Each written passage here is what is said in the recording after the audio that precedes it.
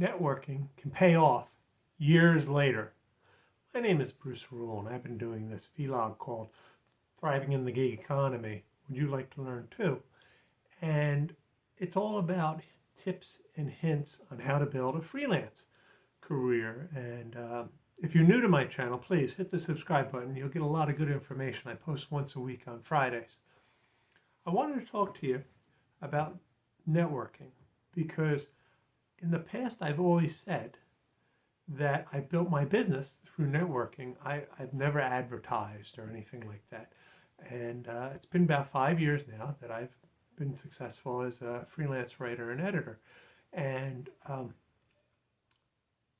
networking has always been the fundamental way that I do it. Well, this past month, I published a book called Heartfelt Goodbye, How to Write and Deliver the Eulogy Your Loved One Deserves. This week, I had 2 examples of how networking can help you years after you've talked to the people. I reached out to a woman in my former town who runs the local news website. And I had met her 4 or 5 years ago, long before the pandemic. And I told her I was a freelance reporter. I met her at a Chamber of Commerce event. And she said, you know, I don't pay enough to ever hire a professional. I just basically, I just don't have the money. I just pay some local people to do things.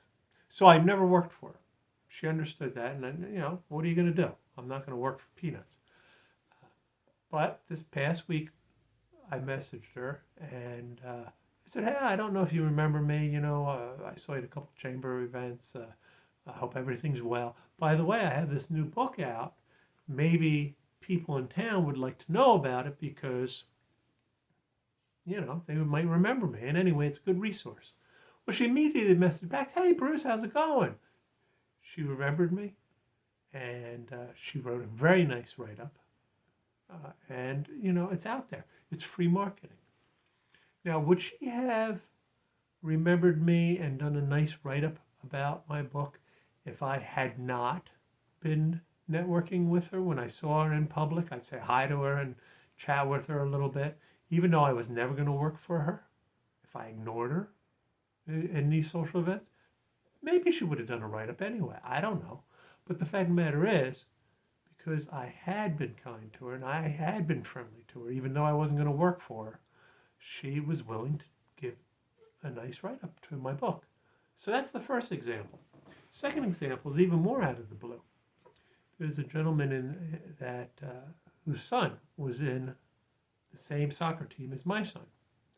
And we'd see each other on the train going in and out of New York. We were, you know, friendly, you know, commuter friends, as you might call us, and never socialized with him. I've been over his house once or twice for different things with the soccer and whatnot. But we weren't socializing. And he called me this week. Hey, Bruce, you know, I'm on my company's employee resources group. And what we do is we bring in speakers to talk to our employees about personal and career development and, you know, just how to address certain issues in the real world, how to handle certain situations. And I was thinking it'd be great if you could come in and talk about how to give a eulogy. Would you mind doing that? Would you mind getting on a video conference call? No, I don't mind that. Of course I'm going to get on a video conference call and talk to his company. I don't know how many people there'll be, but it's a Wall Street company, so it's probably got a good number of people. I don't know how many people will attend. But the fact of the matter is, I had the foggiest notion of pitching a conference call to this guy's company. He reached out to me solely on his own. And that's the power of networking.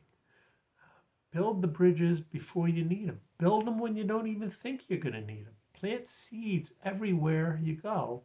Something might happen that you're not going to expect.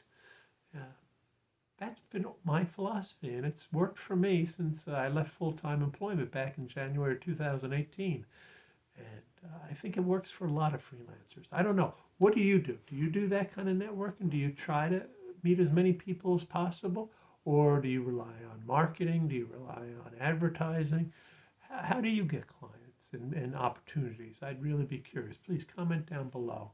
And like and share this because I do think it'll be helpful. And once again, please subscribe because I do put one of these out every Friday. And I think it's helpful for a lot of people. I've gotten some good feedback on it. Until next week, take care.